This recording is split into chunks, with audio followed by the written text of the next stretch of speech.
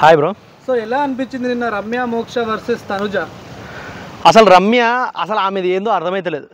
వచ్చింది ప్రతి ఒక్కరి మీద చాడీలు చెప్తుంది. అరే డెమోన్ దగ్గరికి పోతుంది, నువ్వు రీతుతో ఉండొద్దు, నువ్వు రీతుతో ఇట్లా చేయాలి. కానీ ఆమెనే పోయి మళ్ళీ రీతుతో ఉంటుంది. మళ్ళీ ఈడికి వచ్చి దివ్యకి చెప్తుంది, మళ్ళీ ఈడికి వచ్చి మళ్ళీ తనుజకి చెప్తుంది, అందరికి చెప్తుంది. కానీ అసలు ఆమె ఏం పీకుతుంది హౌస్లో? ఆమె ఏమైనా ఆడుతుందా? గేమ్ ఏమైనా చక్కగా ఆడుతుందా? ఏడలేదు. ఏడగాని ఒక 10%. మళ్ళీ ఆమె పోయి నిన్న తనుజ మీద నువ్వు ఫేకు, నువ్వు డీ ఫేకు, నువ్వు ఆ ఫేకు అనేసి అన్ని గనం మాటలు అన్నది. అయినా కూడా తనుజ ఒక మంచి ఆన్సర్ ఇచ్చింది. లాస్ట్కి తనుజ కూడా ఎట్లా ఇట్లా ఏదో తొడగొట్టి వేసినట్టు మస్తు వేసింది. నాకు నిజంగా చాలా బాగా అనిపించింది. రమ్య మోక్షకు అసలు ఏం పాయింట్ మాట్లాడుతుందో ఆమెకు అర్థమవుతలేదు, ఏం మాట్లాడాలో కూడా అర్థమవుతలేదు. ఉట్టిగా అరవడ ఏదో అదేదో వాటర్ ట్యాంక్ వచ్చినప్పుడు బిందెల కోసం కొట్టుకుంటున్నాడు అట్లా అరుస్తుంది అంతే. ఏదో ఇష్టం వచ్చిన లబ్బల నోటుకు వచ్చినట్టు మొత్తుకుంటుంది, కానీ అసలు ఒక పాయింట్ మాట్లాడతలేదు. ఇక్కడ తనుజ చూసుకోండి. తనుజ అయితే ఫస్ట్ నుంచి ఎవరో మన భరణితో ఉంది, కానీ ఎప్పుడైతే నిఖితో వచ్చిందో అప్పటి నుంచి కొంచెం సైడ్ అయింది. ఎందుకంటే బయట అందరూ నువ్వు భరణితో ఉంటున్నావు అంటే ఆమె కొంచెం సైడ్ అయ్యి ఆమె ఆట ఆడింది. చాలా రోజులు భరణికి దూరంగా ఉంది, అది అందరూ చూశారు. ఆమె ఎప్పుడైతే భరణి ఎలిమినేట్ అయిందో అప్పుడే ఏడవడం జరిగింది, అరే నేను దూరంగా ఉన్నా అనేసి. ఆమె ఎప్పుడైతే వాళ్ళందరికీ చెప్పిర్రో ఈమె సైడ్ అయిపోయి ఈమె ఆడింది. అందుకే ఇప్పుడు ఈమెకు ఓటింగ్లో నంబర్ 1 ఉంది. ఈ రమ్యకు ఏదో 5 వారాలు చూసి వచ్చేసి అరే వీళ్ళ మీద వేసేద్దాం, అరే మొత్తం ఈమె వేస్ట్ అన్నట్టు ఇచ్చేస్తుంది. కానీ రమ్య మోక్ష ఇంట్లో ఎందుకు వచ్చిందో కూడా తెలియకుండా ఆడుతుంది. సో ఇది బ్రో.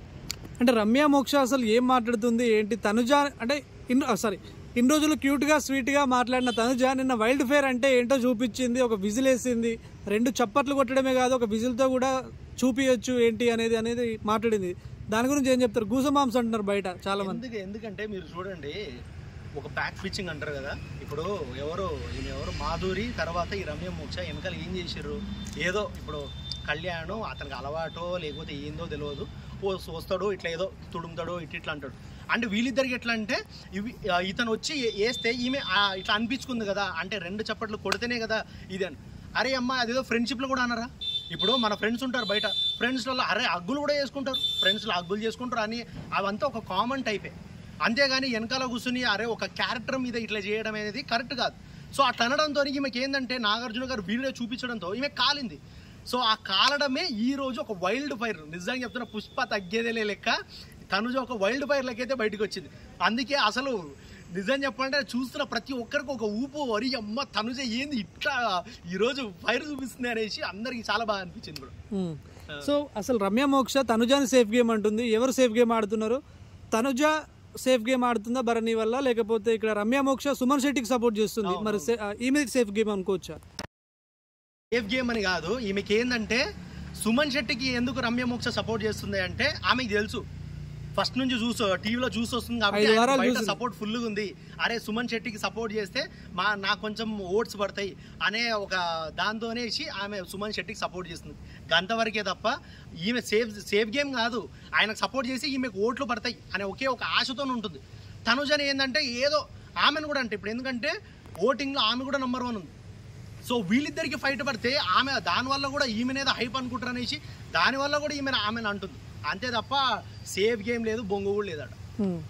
సో మరి ఏం చెప్తారు? నిన్న రీతు చౌదరి ఆయేషా కూడా చాలా ఇద్దరి మధ్యలో చాలా ఇంట్రెస్టింగ్ గా జరిగింది డిస్కషన్. ఆయేషా ఇప్పుడు ఆమె మాట్లాడేది ఓకే, అరుపుగా తప్పు కాదు, కానీ మాటలు ఇష్టం వచ్చినట్టు అదేదో నిజంగా రోడ్డు మీద ఆడోళ్ళు కొట్టుకున్నట్టు ఓరి ఒక బిగ్ బాస్ హౌస్ లో ఉంటారు, ఒక మంచి షో అది, ఏదో అందరు చూస్తారు, ఒక ఎంటర్టైన్మెంట్ పర్పస్. జస్ట్ ఏంటంటే అరే ఫ్యామిలీ ఒక ఎంటర్టైన్మెంట్. అంటే ఆయేషా మాట్లాడిన దాంట్లో తప్పేముంది? రీతు చౌదరి పవన్ తో తప్ప మిగతా కంటెంట్ ఏం చేస్తుంది, ఏం క్రియేట్ చేస్తుంది అసలు? అది కరెక్టే. నేను రీతు చౌదరి గురించి చెప్పట్లే, ఈమె మాట్లాడే విధానం గురించి చెప్తాను. ఈమె మాట్లాడింది కరెక్టే, మాట్లాడే విధానం ఎవరో నాగార్జున గారు కూడా చెప్పారు, మాధురికి కానీ ఎవరికైనా కానీ నువ్వు ఎవరికైనా చెప్పాలన్నప్పుడు చెప్పే అన్ని కరెక్టే, కానీ మాట్లాడే విధానం చెప్పే విధానం రాంగ్ అని. సో ఈ మీద కూడా ఎట్లా అంటే నువ్వేందే నీదేందే అదొక్కటే రాంగ్ అని. రీతు చౌదరి నోరు మూసుకొని అనడం కరెక్టా? ఇప్పుడు ఆ హీట్ ఆఫ్ మూమెంట్లో అది 100% వచ్చేస్తుంది. ఇద్దరికి వాళ్ళకన్నా కానీ వీళ్ళకన్నా కానీ ఆ హీట్ ఆఫ్ మూమెంట్ అయితే 100% మాటలు అయితే జారుతారు. అట్లా అయిపోయే ఇట్లా ఇదవుతున్నాయి. కానీ రీతు చౌదరి ఫస్ట్ నుంచి చూసుకుంటే ఆమె ఓకే డెమాన్ పవన్తో ఉంటుంది, కాదని కాదు, కానీ ఆమె గేమ్స్ వైజ్గా వస్తే మాత్రం ఆమె చాలా ఉన్న లేడీస్ అందరిలో తను బాగా ఆడుతుంది. అందుకే ఆమె అంటే భయపడుతారు. ఆమె గేమ్లో ఒకసారి ఆమె ఇద్దరు ఆడపిల్లలను ఎత్తి పడేస్తుంది అనే ఒక భయంతో ఆమెకు అందరు దూరంగానే ఉంటారు. ఆమె ఏంటంటే ఒక ఆడుతుంది, నార్మల్గా ఆడుతుంది, ఏదో టాప్ 1 పొజిషన్లో అయితే కాదు, నార్మల్గా ఆడుతుంది. Okay, good. So Emmanuel Tanuja ఎంత క్యూట్గా వాళ్ళ జంట ఎంత బాగా అనిపించిందో, ఇప్పుడు అంతలా ఫైర్ అవుతున్నారు ఒకరి మీద ఒకరు. దాని గురించి మీ అభిప్రాయం ఏంటి? ఇమాన్యుల్ ఫస్ట్ నుంచి మీరు చూసుకుంటే చాలామంది ఎంటర్టైనరే కాదని కాదు, కానీ మనోడు ఏం చేస్తాడంటే ఎట్లా అంటే ముళ్ళుతో తీయాలన్నట్టు ఎక్కడైతే గుచ్చాలో అక్కడనే గుస్తాడు ప్రతిసారి. అట్లా చాలామందికి అర్థం కాలే జనాలకు. ఫస్ట్ నుంచి ఎంటర్టైన్మెంట్ చేసుకుంటూనే మధ్యలో తనుజ మీద కానీ ఎవరి మీద కానీ వెనకకు పోయి చేస్తూనే ఉంటాడు. అది చాలామందికి అర్థం కాలే. అది ఇప్పుడు ఏంటంటే ఎప్పుడైతే భరణిని ఇట్లా ఎలిమినేట్ అవ్వడానికి కారణమైందో అప్పటి నుంచి ఇప్పుడు మొత్తం హౌస్లో అటు బయట మొత్తం విలన్ అయిపోయాడు. అంటే ఒక సేఫ్ గేమర్ అన్నట్టు అయిపోయాడు. ఆయన చాలామందికి జనాలకు కూడా బాగా అనిపించలే 100%. ఎందుకంటే ఫస్ట్ నుంచి చూసుకోండి, ఆయన కూడా ఇప్పుడు బంధాలు పెట్టుకోవడానికి వచ్చారా అని చాలామంది అంటారు. మళ్ళీ ఈయన ఏం చేస్తుండే వచ్చి ఎంటర్టైన్మెంట్ ఓకే, ఎంటర్టైన్మెంట్ తర్వాత సంజన మమ్మీ ఏదున్నా ఆమెకి చెప్తాడు.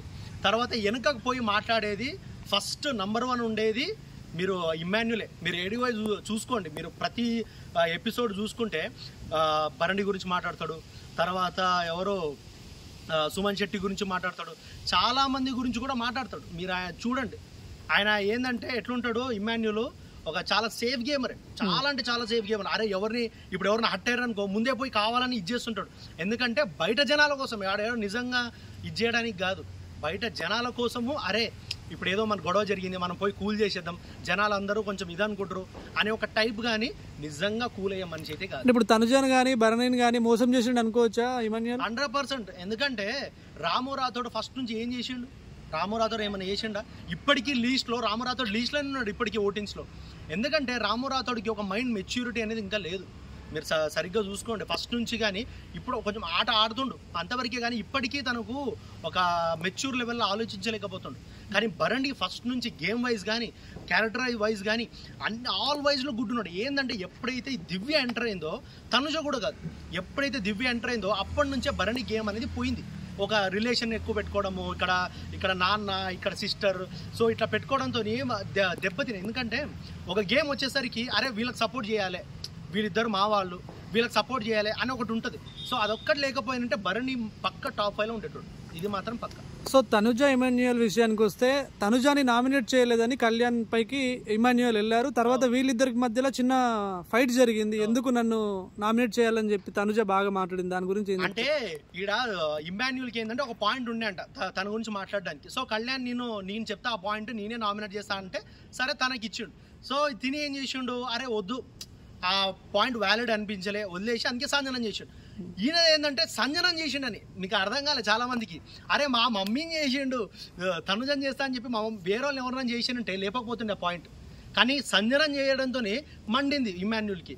అందుకే తనుజని ఎందుకు చేయలే, అరే నీకు ఇచ్చిన తనుజకి చేయాలి, నాకు పాయింట్ ఉంది అన్నట్టు చాలా నిజం చెప్పాలంటే చాలా ఓవర్ యాక్షన్ చేసిండు, మస్తు ఓవర్ యాక్షన్ చేసిండు. ఇక్కడ నెక్స్ట్ వీక్ గిట నామినేషన్లోకి వస్తే 100% ఇమాన్యుల్ పోయే ఛాన్స్ అయితే ఉంది. అంటే తనుజ నామినేషన్లోకి వచ్చి ఎలిమినేట్ అవుతే టాప్ 1గా ఆయన ఉండొచ్చు, లేకపోతే టాప్ 5లో ఆయనకి తనుజ కాంపిటీషన్ ఉండదని చెప్పి ఏమైనా ఫీల్ అవుతున్నాడా? ఈ జన్మలో గెలవాడు 100% చెప్తున్నా. ఇమాన్యుల్ టాప్ 5 కూడా రాడు.